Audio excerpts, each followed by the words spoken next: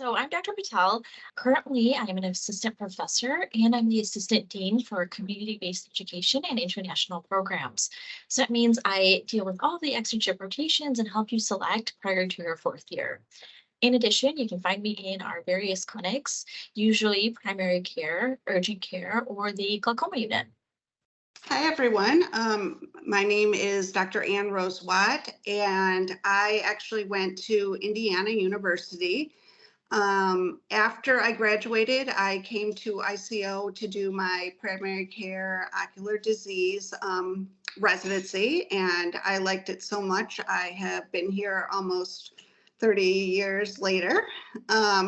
I am the chief of primary care, so I spend some of my time doing schedules. So I assign which faculty work which students, and I do patient numbers, and I also work in the primary care clinic, mostly with third years, the rest of the time. Thank you both for setting aside time this evening. And that I'm actually the third of the docs on this call that also did that same primary care and ocular disease residency. So we've got a bit of a tendency at ICO to attract clinicians and then keep them for a long time. So those of you that are going to be joining us in the near future, don't be surprised if you end up staying longer than you maybe originally thought that you might. I guess there's a couple, I've got some pre-planned questions. I also think we'll kind of see where the conversation goes tonight, and folks that are joining in and listening in on the call tonight, certainly feel free to chime in with additional questions on the chat. The goal of this is for you to leave with a better understanding of our clinical program. So we've got some kind of typical FAQ type things addressed, and we'll go into the first one here. I guess, and maybe Dr. Rozwat, if you don't mind kicking this one off, could you give just a brief overview of, I guess, from a student's perspective as they go, first, second, third, fourth year, what does their experience in the clinic look like? How often are they there? What services of the facility are they in, and so on? Yeah. So first years start with what's called CAP. That means they are in clinic every other week, and they are paired with a third year while they're in clinic. So say today I had a CAP student, or I had two with me, and I have them for the whole quarter for the 12 weeks. I guess it's every other week though, so for 6 weeks total, and they rotate working with my 4 students. And when they first start, I think sometimes just observe, and sometimes they are doing skills. They would, when they're first starting clinic, do maybe visual acuity or a cover test, kind of what they're learning in the labs at the same time. They get checked off on doing that. And so today when they were in there, they know how to do more of an exam. So I know they did VAs, they did entrance tests, and I think both of them did a refraction on the patient also. So the third year's there watching. And when they're not doing a skill, they're, looking at the teaching tube, watching the student, kind of seeing how, taking notes, following along essentially. So that's first year where you're getting to practice with the student, another student essentially doing the exam. During their second year, I think that's a little bit unique with our program. They actually get in clinic. So starting in the fall, in the winter, they are in clinic paired with another student once a week. And again, at the beginning of the year, they haven't learned all their ocular health skills, so they would do what they know how to do. They might go up until the tonometry and the ocular health exam, and then they would observe the faculty member who they're working with, kind of do those skills and finish up. But by the time they learn how to do a whole exam, they are doing a whole exam. One of them's kind of doing it, and the other one is sitting at the computer typing stuff in, but they're working together. So that's first year. And then at the end, this quarter in the spring, they are working alone every other week in the primary care clinic. And then third year, they are in kind of a mixture. Most of the time they're in 2 primary care clinic sessions and 1 session in another service.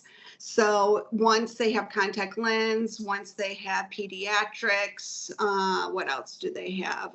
Vision rehab, eyewear center, and then the glaucoma unit. So kind of a, for sure, primary care with a little bit of variety of other services also. And then 4th year, is externships. Sometimes they're on campus doing either primary care or one of the specialty services, or they're off campus at a different site. Awesome. Thanks for that overview. And I guess just as like a follow-up question, maybe this would be better directed to you, Dr. Patel, because I know you get really involved with the students later in the program, especially being working in that glaucoma unit as well as coordinating the externship program. But when we talk about, oh gosh, Charlie made it tonight. Awesome. Sorry, I get distracted. Mine hopefully will show up in a little bit here, but no, so when we talk about specialty services within eye care, what does that look like? Does ICO kind of break down what we call specialty, relative to the profession at large, and where are the students as far as their kind of educational program, their classroom content as they get prepared for these kind of higher level specialty type rotations? Yeah, so during your 2nd year and 3rd year, didactically, you're taking more of your disease courses, your contact lens courses, kind of preparing you for those 3rd year specialty clinic rotations. During your 3rd year, obviously, Dr. Rozwat already mentioned, you'll be in primary care, but there's other clinics as well around our clinic. So it's all in-house. You don't travel anywhere else. The buildings are connected, but we've got various different subspecialties. One of them is our contact lens cornea department, where those students will be doing basic or specialty contact lens fits. They'll be doing dry eye clinic, myopia management, things like that. We have our oculoplastics and our cornea ophthalmologist there as well. So that could be one of your rotations. Other rotations are Lewinson Center for pediatrics and binocular vision. You can see tons of different patients there, wide range of ages from infants to children to adolescents, but also our adult patients who have binocular vision issues. There we also do revision therapy. They do myopia management, traumatic brain injury, things like that. But that can be one of your rotations as well, your subspecialties. And then we've got our Rosenblum Center on Vision and Aging. That's our geriatric population and our low vision or vision rehab. And so patients who need devices like magnifiers, telescopes, or they may need help working with an occupational therapist. That's all done in that clinic. And then lastly, we've got our advanced care and urgent care clinics. I kind of put those under the same umbrella, but that's our advanced diseases. So advanced care, we've got glaucoma specialists, retinal specialists, cataract surgeons, all working out of there. And our optometrists also work there as well, seeing these advanced disease cases. Urgent care, that's a free for all. You never know what you're going to get. Any ocular emergency can walk in. Our residents are on call 24/7, but when our students are working in urgent care, they get to see those walk-in patients as well. So patients with stroke, retinal detachments, common one this year has been nerve gun to the eye, but you can be in any of those various clinics. Now, your 3rd year, while you go through those subspecialties, you might be in pairs or there might be some observation there versus some direct care. But your 4th year, it's definitely all hands-on direct care, depending on, again, what the schedule looks like, what your exposure has been versus how long you've been in clinic. But your 4th year, that's hands-on direct care through all those clinics. And those specialties, like I said, are all in-house. So if I'm in primary care and I refer someone to the retina clinic, I can follow up with that chart. I can go in and actually see that patient. The student can actually follow up with that patient as well. If they've got some downtime, they can go and see kind of how the ophthalmologist or how the optometrist specializing in that condition is managing them. Thank you so much for that level of detail. I think it's really helpful. So I mean, certainly it sounds like a lot, even as somebody who went through the program, just hearing it come back now, it's a big deal. I think one of the things that I know I love about the way that trajectory is built, starting early in 1st year and incremental growth throughout the time. I feel like going through it, it's not like there's ever one moment where you like suddenly feel ready to see that urgent care case or anything like that. But I do remember getting like just gradually more comfortable as I went through it and having that consistent, regular week over week exposure with the complexity kind of gradually increasing over time. Like I felt like I was always on the edge of my comfort zone. So I knew that I was going to be growing, but never like totally overwhelmed the way that it might feel to hear all that all at once. I don't know if either of you had similar experiences when you first started with ICO, or if I'm out on a limb and feeling that way. No, I agree with you 100%. I never worked in an optometric clinic. I did my shadowing hours that were required, but I didn't have that hands-on experience. So I really appreciated that initial first year where you're observing, you've got the support of the third year student, that paired up versus the independence, and that stepwise approach. And that exposure really helped me become more confident in clinic and see how this clinic ran, because every clinic does run a little differently. So I really needed that as a student. But I agree with you, I never felt like I was overwhelmed to a point where I couldn't handle it. I had the perfect amount of support, whether that was my third year that I was observing, whether that was my second year partner or my attending. I felt like I was comfortable enough to go to all those various people. Great. Awesome. Dr. Rozwat, next question is for you. I was wondering if you could comment a bit on what the population of IEI's patients are like from a demographic standpoint, and also just a kind of personality, affect, and conditions they show up with standpoint. Jaymeni, where you? Yeah, do you mind, Dr. Mothersbaugh, if I actually Excuse take me. that Yeah, one? please. Yeah, go ahead. Yeah, sorry. I So misspoke. That's okay. We're a nonprofit organization. We see over 100,000 patients a year. Obviously, that fluctuates with COVID. Things were a little bit slower for safety precautions, but really we've ramped back up to that pre-COVID phase. We have the opportunity to give back to our community, and I think that's really, really important. We see an underrepresented, underserved population, which means that sometimes we're that first stop in their medical care. We diagnose a ton of ocular conditions, but also systemic conditions, and really have to advocate for our patients. As far as our population, we see a diverse population. I think the location of our clinic really helps with that. We're so close to Chinatown, we're close to Pilsen. So we do predominantly see African American, Black patients, we see Latin patients, we see Asian patients. But really, the goal of the institution is to support our mission and provide equitable healthcare to all those in need. And so we really don't turn away folks. We've got grant programs, we've got various other, programs in-house in clinic that we can use to help our patients get the care that they need. Yeah, it really is a great place to work. I talk with current students and prospective students as well on a regular basis about the patient care experience at the Eye Institute. That piece about staying true to mission.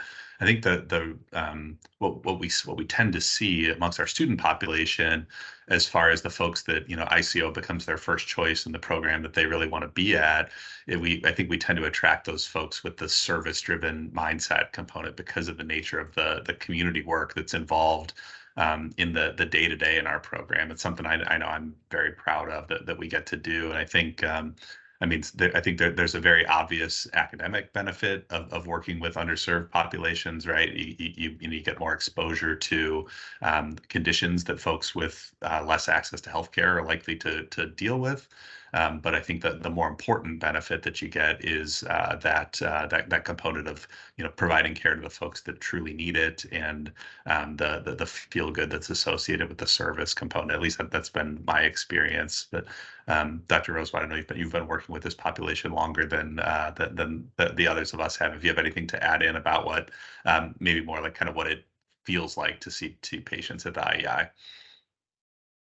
Well, I would say one of my favorite things about working here is just our patients. They're so, I love all the disease, not that, it's good that they have it, but they're so happy when we're able to improve their vision or tell them,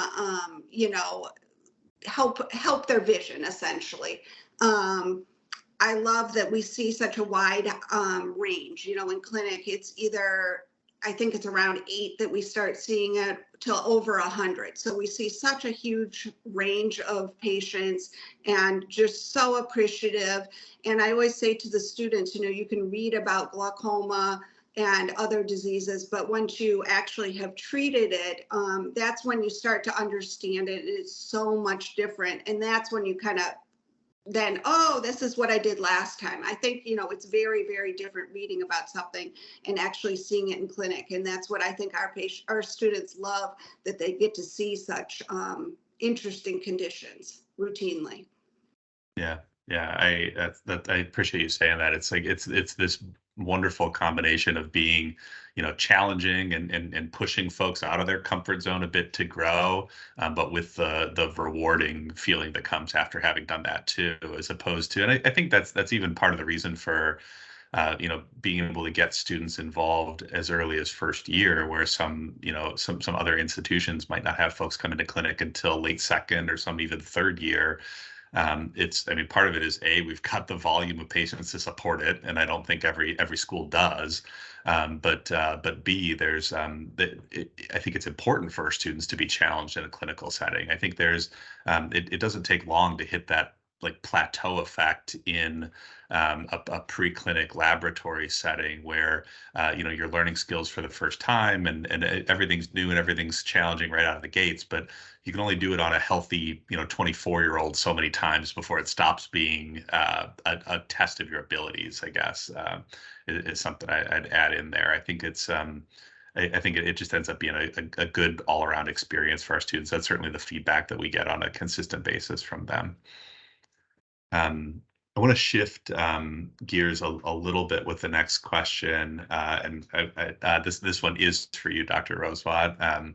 Another part of the program that we haven't talked about is exposure on the optical side. Can you talk a little bit about the IEI's Eyewear Center and what the students' path through that piece of the clinic is?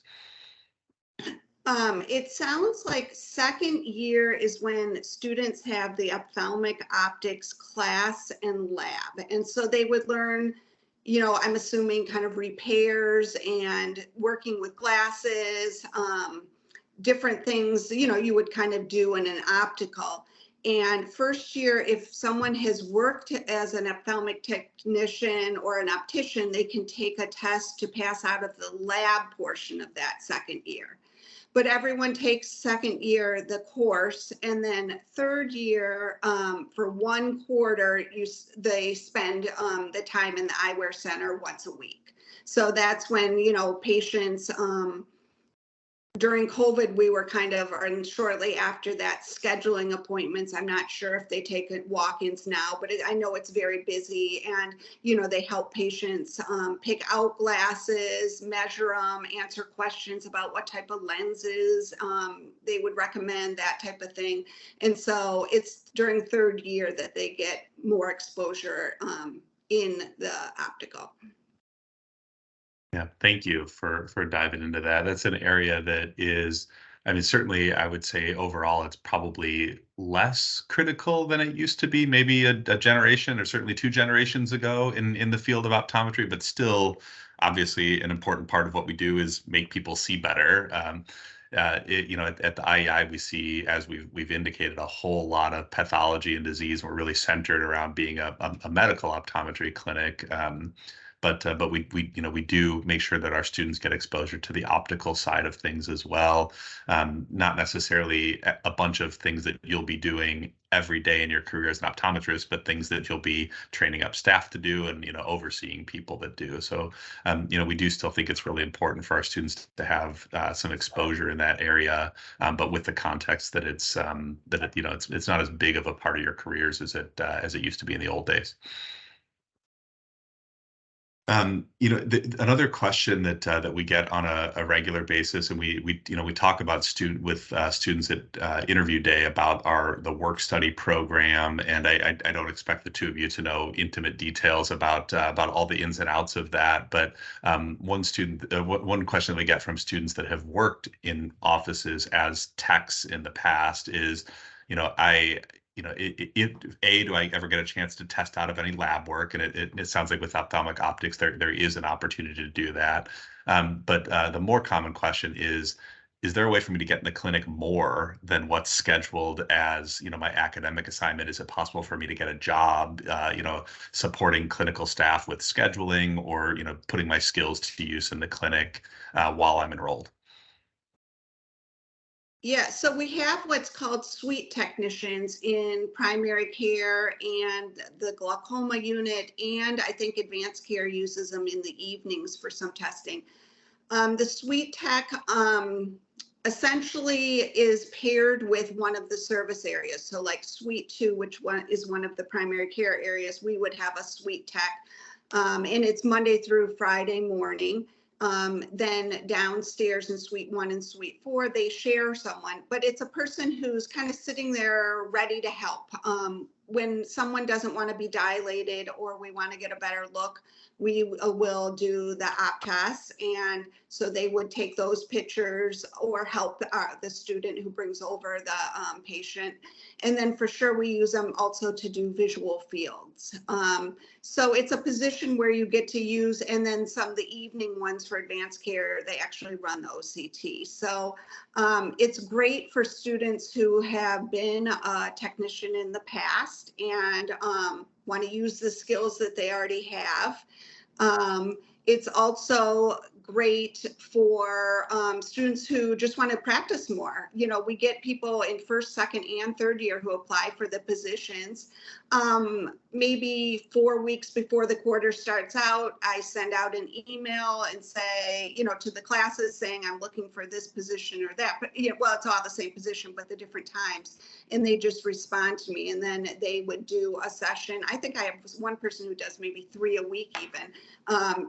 But they would, show up every Tuesday morning and help us out with the tests that need to be done. So it's a great chance to get practice, to get comfortable being in clinic, and to make money. That's the triple threat right there. Get the exposure, get the experience, and also reduce that debt a little bit. It's a big deal. And I guess I'm going to reframe one of the other questions that we had here and try to direct it to you first, Dr. Patel.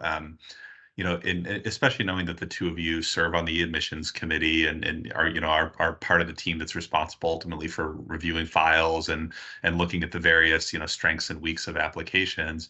We talked about this potentially working as a suite tech and certainly going through our program in general. The way we were speaking about it certainly I think sets the impression that having tech experience in an office before coming to school is something that is maybe a bit of an advantage. I'm curious if you can speak to that a little bit, maybe through the context of somebody that's either on the call tonight or listening to this later who is going to be applying in the next year or two, and they're thinking about what they should do with this summer.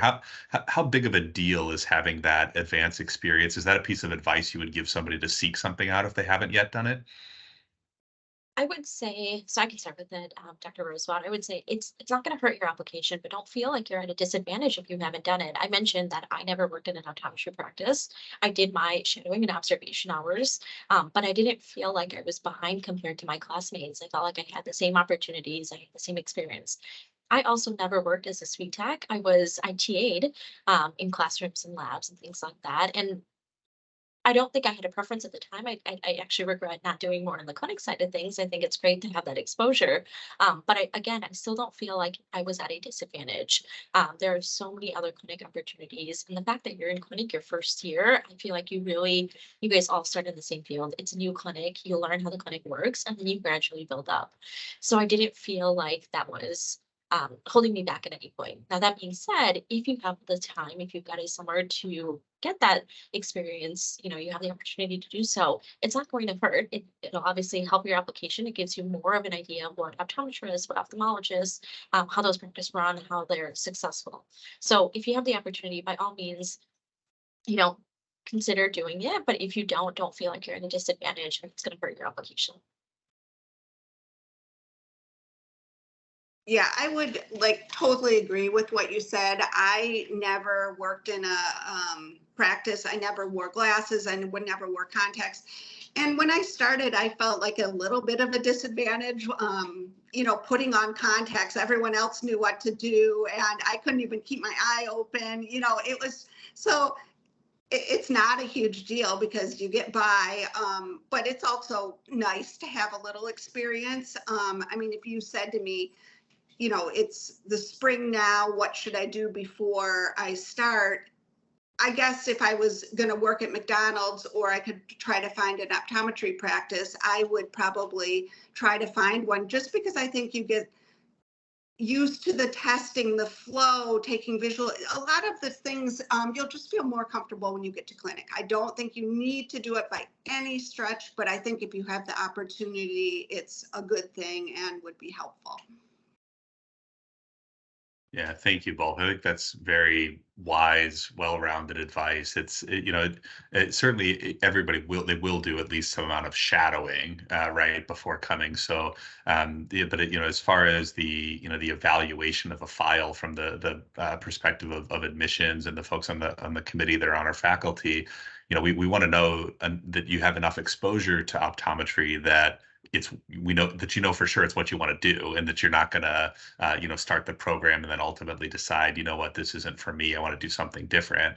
But that doesn't mean that you have to be, you know, a paid employee of a practice for X amount of hours. It's going to be pretty variable what that, you know, level of experience is going to be for each person. That being said, if you get the chance to do it, if you know, you don't have another job lined up for the summer, you know, it's an opportunity to get some good experience, again, make some money, and also, you know, the more significant of a relationship you have with somebody like that, they're probably going to be likely to write you a stronger letter of recommendation, is the other thing to keep in mind as a potential benefit of doing it. But I appreciate that input, that it's, you know, by design, we don't require it, and this is exactly why we don't require it. There's lots of paths to get there that don't need it.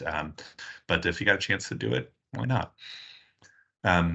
The You know, I guess, and thinking that was kind of in the context of, you know, advice for folks that are, you know, thinking about applying in the next couple of years, beyond what we just talked about there. As a general point, what advice would the two of you give to folks that are, you know, in the pipeline and thinking about applying next year or 2 years from now? So Um, I'll let you oh, go first. Go ahead. Okay, well, I guess one thing I would say is with the OAT, you know, which you're probably going to need to take, I personally wouldn't recommend just kind of taking it and not giving it your best effort just to see what it's like. If it was me, I would really put my best effort into hopefully just taking it once. So, you know, do a review course if you want to, definitely go through your notes. You know, I know there's a ton of stuff out there because students, say that's how they studied, but I would really, you know, devote some time before it and really give it your best effort the first time. That's a huge thing.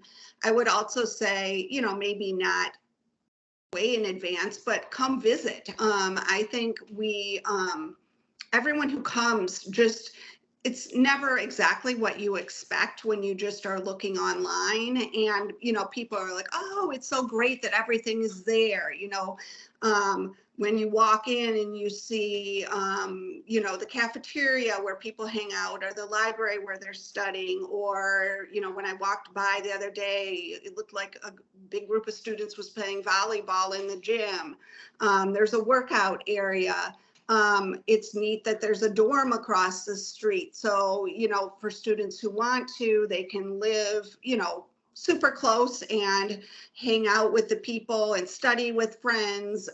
It's a really big family atmosphere. And I don't know that, you know, just looking online, you would get that idea. They're also like, oh, everything, it's kind of cool how everything is together. You know, if you go, pediatrics in one, where cornea is in another, our ophthalmology department, you know, everything is in the same building. So it's really easy for students and us and patients, you know, to be seen here and not having to drive around to go to places, which is super cool, I think. And you just get to appreciate how fantastic Chicago is. We're maybe a half a mile from the water, so students can, you know, go and run or bike along the lake. It's easy to get to Chinatown for a bubble tea for lunch, or to, we have fantastic restaurants everywhere. It's easy to take the bus or the train. It's just really nice to appreciate kind of where we're at and what we have to offer here. Forgot the pizza. And of course, Yeah. we have amazing deep dish pizza.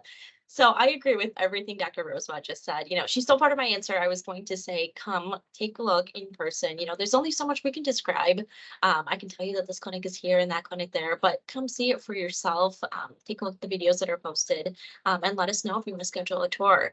The other part of that answer, what advice I would give is use resources that are available to you. Our admissions department are more than willing to answer questions, and they're great.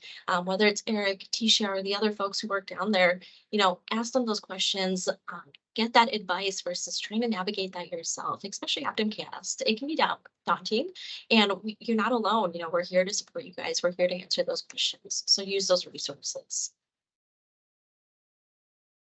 Thank you both very much. And same question, but with a small twist. I see a few folks tonight that are, already through the process, confirmed, in the entering class, and are going to be joining us this fall.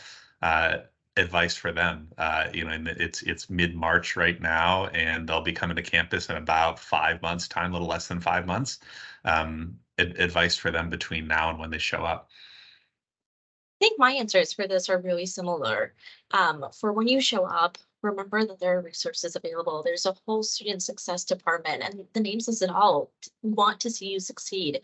Take advantage of the tutors, the mental health services that are provided. It's there for a reason. And I know sometimes there's this negative stigma with, oh, I have a tutor for that class. Just understand that is not a thing at ICO. Our best students have tutors, and that's probably why they're our best students. Our third years, our upperclassmen want to help our underclassmen, our first years. And so really try to take advantage of that. The other thing is, in the summer, we can really fall into that habit of, okay, I'm waking up late, I'm staying up late, I'm developing these habits that I didn't have when I was an undergrad student, and really make sure, when it comes time to coming back to ICO or starting your education, that you set up those healthy schedules, whether that's incorporating a little bit of time working out or waking up early, reading your book, whatever it is. Time management is so, so important. But that also means that, yeah, you're going to take advantage of all these resources here and you're going to focus on your studies, but you also have time to be a student in Chicago, take advantage of being in the city, go explore. It doesn't mean you have to have your nose in a book the entire time. So definitely take the time. There's break weeks, things like that. And I'm not saying that you can Skype off and just do that, but a good, healthy balance of the two is important. And talk to us. We've all been in your shoes. I remember what it was like 10 years ago applying. So definitely talk to us, ask us what worked for us, what didn't work for us. Faculty are here to support you. We do have a mentorship program where faculty mentor first year students, but also know, I tell my students this every year, whether I'm your mentor or not, or, when you're no longer a first year, our doors are always open. Just a quick email, a quick stop by our office, whatever it is, use this as a resource. Yeah, I guess I would have said pretty much exactly the same thing. This summer, obviously, you probably want to work to make some money, but also relax. You're going to hit the ground running when you get here. So take some time to yourself and spend time with family and friends, and don't feel like you have to, get a jump start on anatomy or anything. Just relax and be ready to go when you get here. Very, very good advice. I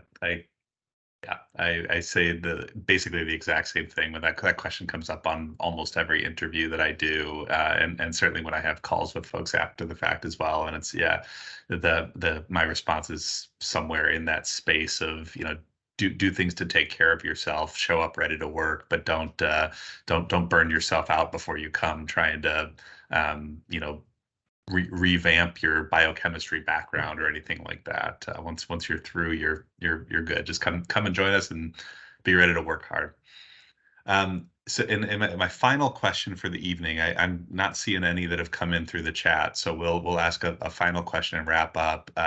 And it's, what is your favorite thing about ICO? Dr. Rozwat, I know you kind of half answered this question already, talking about the patients. So if that's your answer, then I'm going to change it to you for what is your second favorite thing about ICO? Well, I would say the patients are my first thing. I just also love working at a teaching facility. I think it's really great when I'm in clinic, you know, that there's always other people around, that if I see something interesting, I can say, oh, what does everyone think? And everyone kind of gathers around and we talk about it.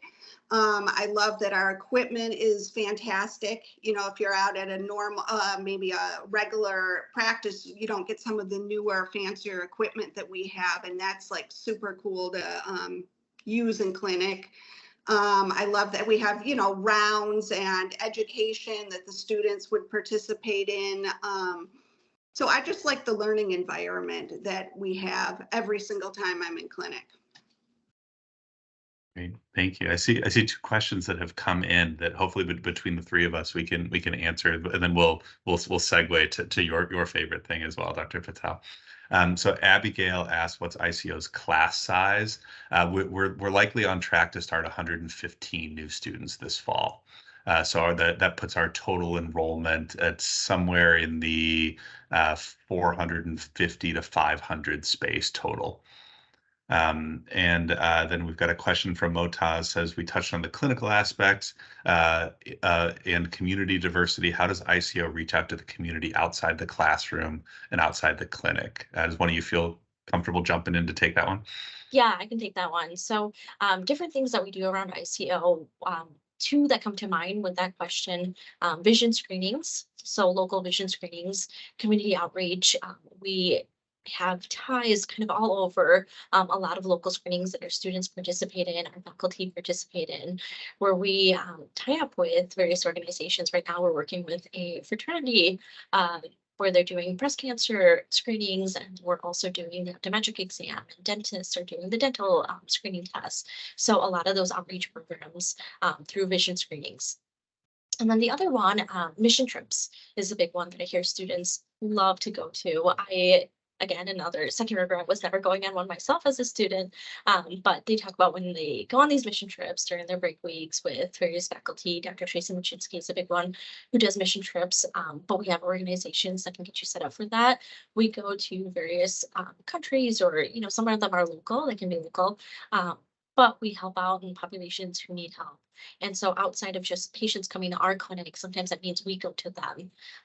We've got other things in the pipeline, working with various corporate organizations to see if there are larger scale screenings that we can set up.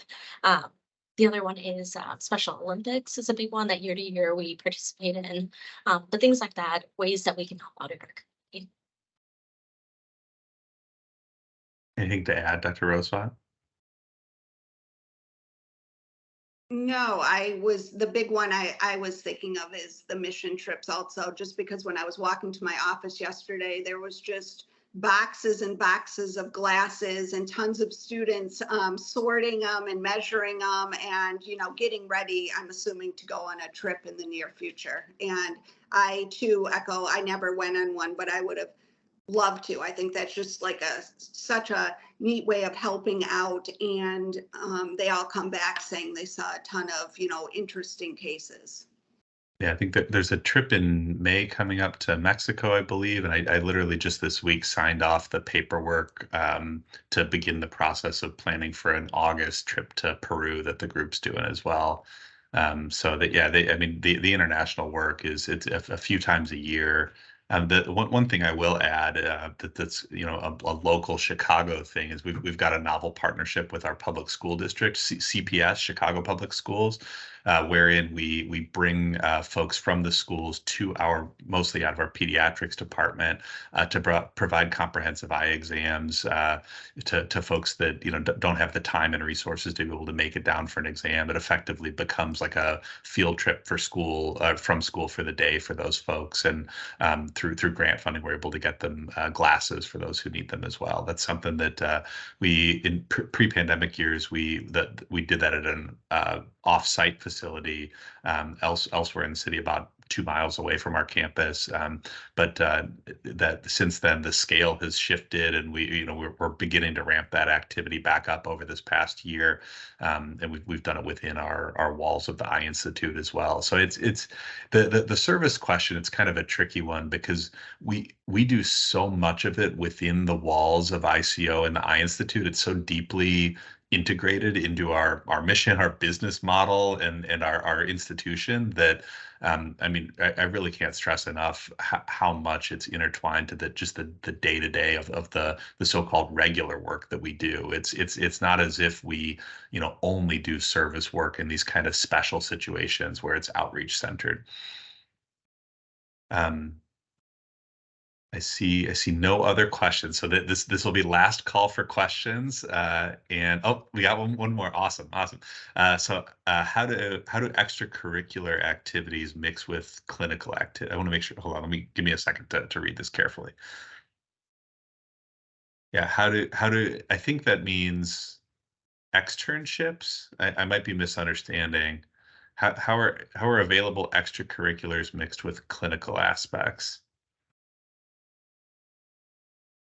I apologize. Okay.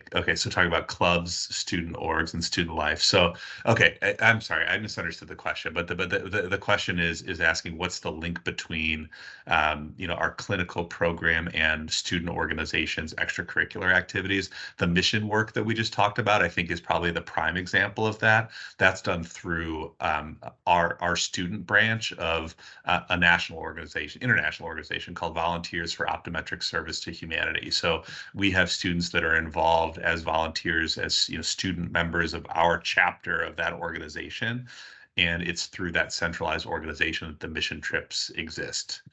So that's the integration. Is we've got a whole wide variety of clubs, organizations on campus, and they're generally divided into I would say kind of 3 categories. There's one category that is kind of niche clinical experience driven, things like a cornea contact lens society and low vision club, and things that are pediatric folks that are into vision therapy. There's a group for them.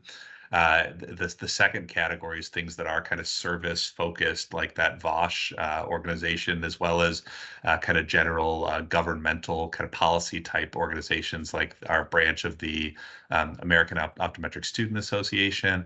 And then the third category is clubs and organizations that are more identity focused, like our Muslim Student Association, Multicultural Association, Black Student Union, so on and so forth.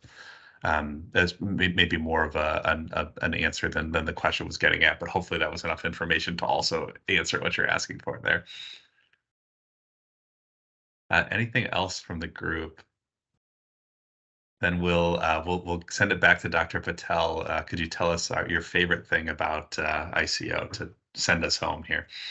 Okay, so Dr. Rozwat got to say 2, so I'm going to say 2 as well. It's kind of a 2-part answer. Our clinic, and I know we've already talked about this, but it's so important. I love that I have the opportunity to help patients, but selfishly, I love the cases that we see, the diseases and the conditions that we attract. It really keeps me on my toes. And again, I know Dr. Rozwat kind of mentioned this already, and actually, Dr. Mothersbaugh, you may have said it, but you're reading about all these conditions in your textbooks, in your class notes, but to see them firsthand, it is amazing. So I absolutely loved it. It was the reason why I chose ICO as a student. It's why I chose it as a resident. It's why I chose it as a faculty member, because that part was really, really important to me. The second part is the ICO family. And this is my cheesy answer, but it is my honest answer. Whether it was when I was a student where we had a group of us who always met at the library, we called ourselves the librarians, whether it was the 5 of us residents who always did lunch together in this tiny little room, even though we all had our own offices with our own chairs and our own desks, just because we wanted to be in each other's company. Or it's as a faculty member, I love the support that we have, the mentors I have, but even my closest friends are my colleagues, which again, if you enjoy going to work, if you love what you do, I think it really shows and it really makes it a good place, not only to work, but for students to also have that experience and see that firsthand. So that was my two-part answer.